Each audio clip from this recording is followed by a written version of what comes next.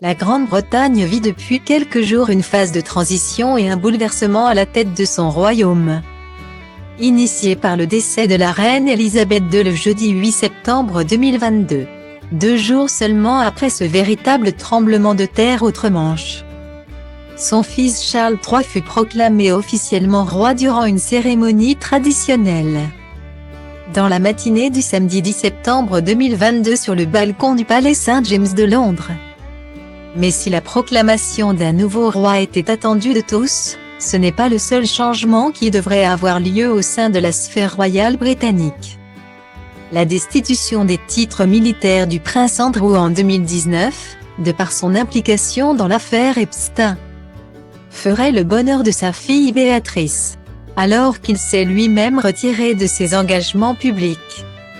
Le prince de 62 ans n'a désormais plus le droit d'utiliser le prédicat d'Altesse royale. Et ce depuis une décision entérinée par sa mère, Elisabeth II. La nièce de Charles III pourrait en effet accéder à un poste clé au sein de la royauté.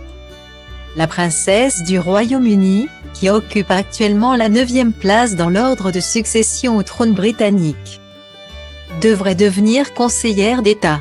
Une fonction prestigieuse puisqu'elle occuperait un rôle prépondérant aux côtés du nouveau roi Charles III.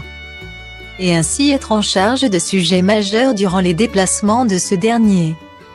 Un rôle déjà occupé par le prince Andrew qui ne peut, malgré ses récents déboires, être déchu de cette fonction par le monarque, mais seulement via une décision du Parlement. Mais également par les princes William et Harry, fils du roi Charles III.